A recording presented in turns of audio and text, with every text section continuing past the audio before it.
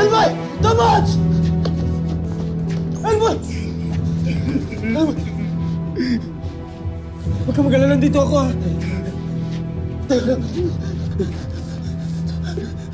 Sino may gawa sa inyo to? Ha? Ano nangyari? Tutukan kami ng baril. Paano namin? Katapusan na namin. Peke lang pala yung baril. Pinrank lang kami. Mga gago sila. Wala silang karapatang gawin to sa tropa ko. Tapos huwag kang mag-alala, nagaganti ako. Tapos nandito lang ako, ha? Iyak na dito lang ako. Gaganti ako. Ano? Kawawa naman si Tobots. Anak, nasan kayo? Nandito pa kami kina Tobots, hinatid namin siya. Napakawalang yan yung mga taong yan. Pati si Tobots, pinagtripan nila? Oo, Nay, magre-report nga kami sa pulis eh. Nag-aayos lang si Tobots ngayon. Anak, mag-iingat kayo, ha? Maghihintay kami ng lola mo, hindi kami matutulog. Huwag kayong mag-alala sa akin. Kailangan masigurado ko na naligtas si Tobots bago ako makauwi. Sige na, Nay. Alis na ako. Sige, basta mag-iingat ka rin. Bye.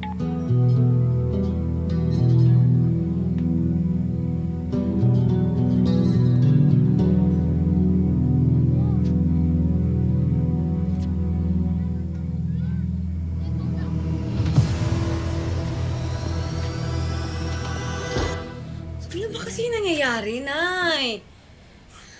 Anak, ang importante, hindi na paano si Tobots. Ang ibig sabihin, buhay siya, hindi namatay. Eh, sino naman kaya may kagagawa nito?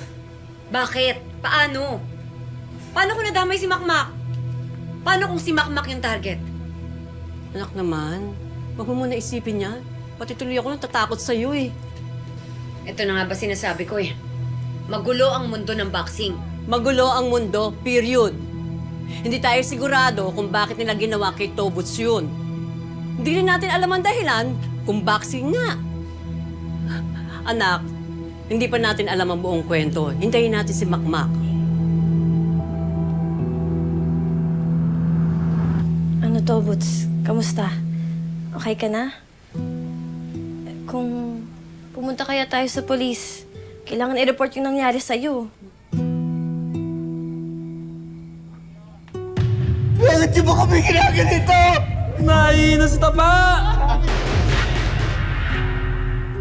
Hindi na. Ha? Tobots, ano hindi na? Tobots, kailangan managot yung mga yon. Ayoko nang palakihin yung gulo. Okay lang ako. Anong okay ka na? Tingnan mo nga nangyayari sa'yo. Tinakot ka nila, pinaglaruan. Sabi ko, okay lang ako! Okay lang ako! Huwag na natin pag-usapan! Pwede ba?